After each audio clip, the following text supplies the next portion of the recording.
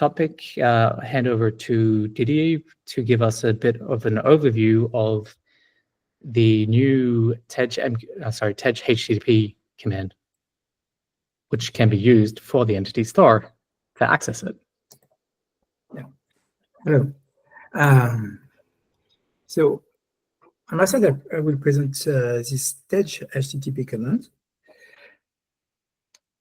This is just a wrapper on all the HTTP services we have running in Synedge, behind Synedge. So maybe you are not aware, but we have already two main HTTP services: the Cumulocity proxy, that is a way to access Cumulocity, the tenant, via from the local devices. We have this file transfer service. That is a way to send files, receive files from the main device to child devices and vice versa. This is something we use behind the scene for all the commands. For instance, when you want to transfer a log file from a child device to the main Cumulocity, this is done in two network hops. First step, the child device will send this file to the main device, and then this file will be uploaded to Cumulocity. And what has been just introduced by Albin is an entity store service, so yet another HTTP servers running on Synedge. And this new tedge HTTP command will help you to do this using the same command from the main device, child devices, without having to know, at least only this will be stored just once in the configuration where these services are running. What is the configuration? So for this demo, I have a main device with two child devices, and this is running the tedge demo container. So this is something that is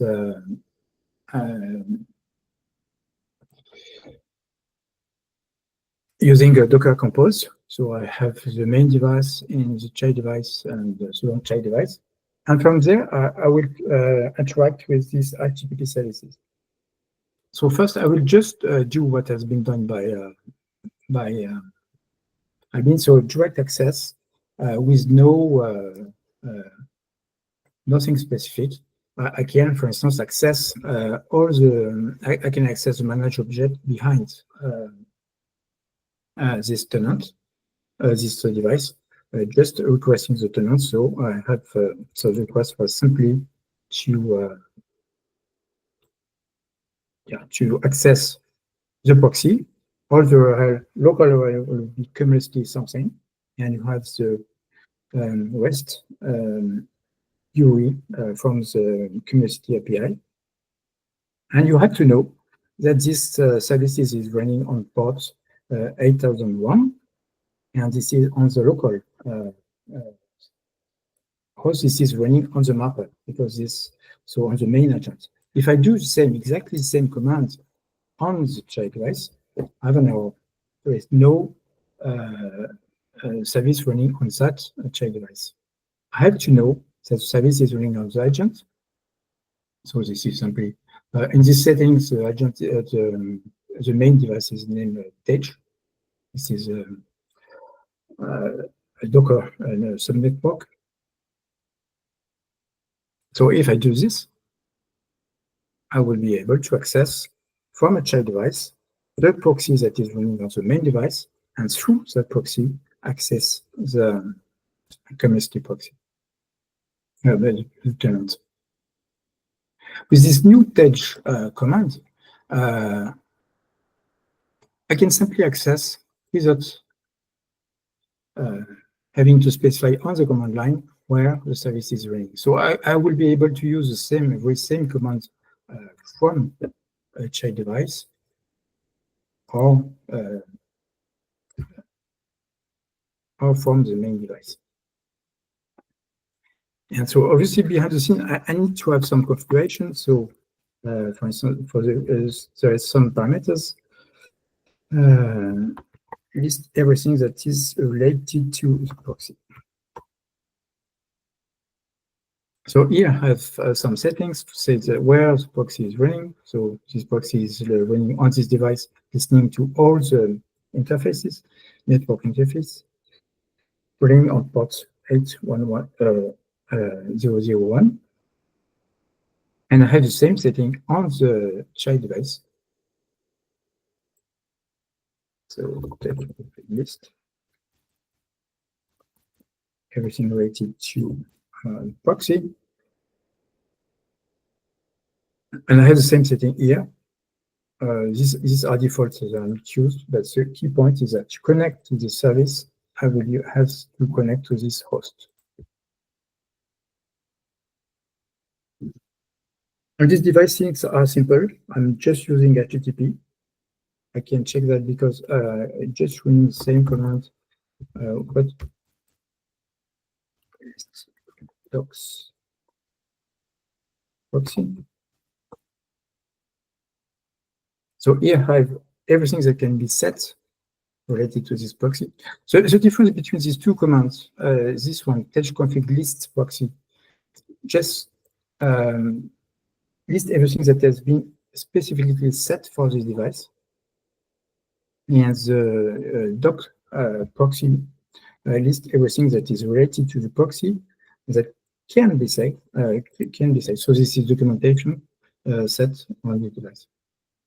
And here you can see that there are many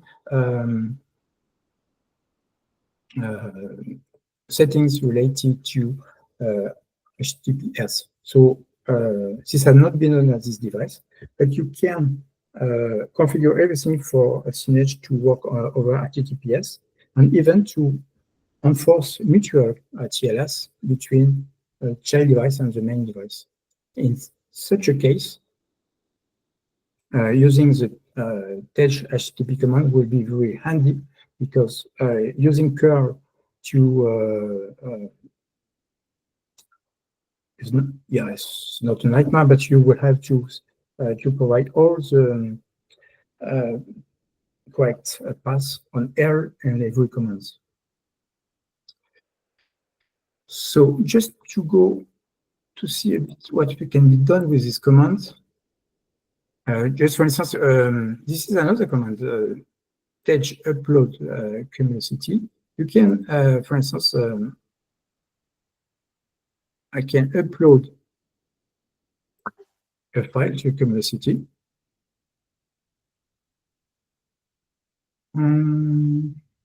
What's going?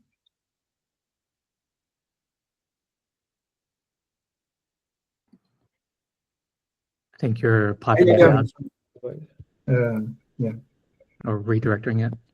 No, I'm from this one is just working from the main device.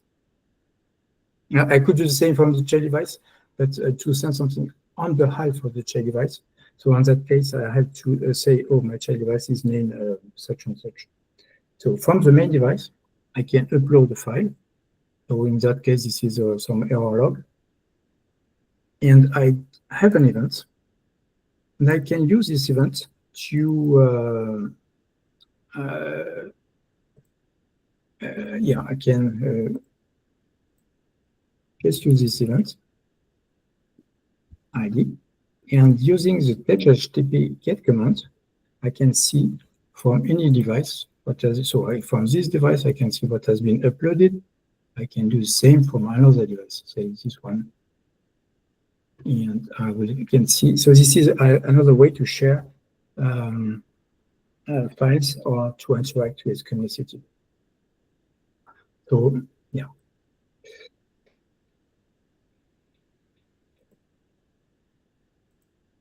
The same tedge HTTP get command can be used to access the entity store just shown by Alvin.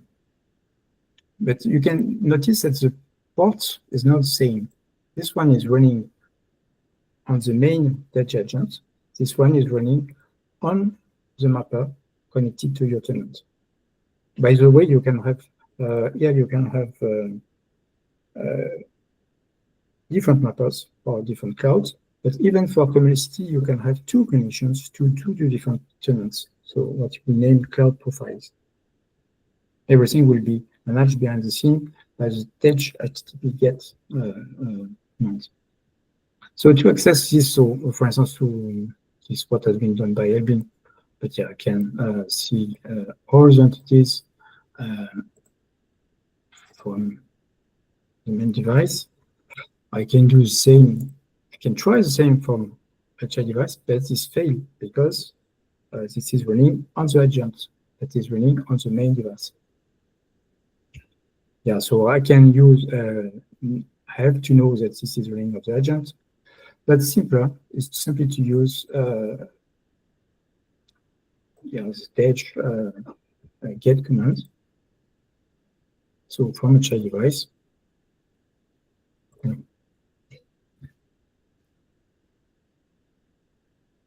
I can get all the entities, request all these entities to the main device. Yeah, and I have all the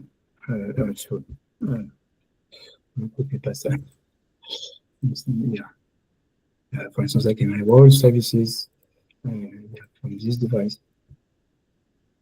This is a regular HTTP client. Focus on teenage. So this is less powerful than curl, but specifically working for with teenage. And yeah, what can I show you? So obviously you can do the same to pass an entity to get, delete, and doing using the same command from any child devices. And the third service, also running on the main device, the tedge agent of the main device, is used for file transfer. For instance, I can, if I have some log, say on a child device, I can, so on this child device, I will upload this file to the main device. And from there, I have a new URL that is given here that can be used by all the child devices and the main devices to access this file. So from the main device, for instance, I can read this file.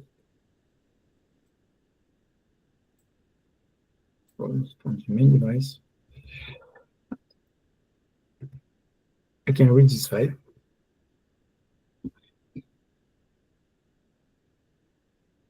And yeah, also, for instance, this delete, I can also, when this has been done, I can delete the file. So, say from another guy that's not related, I can delete this, and now the file has been properly deleted. I can check that. So from the main device, for the same command is now returning an error.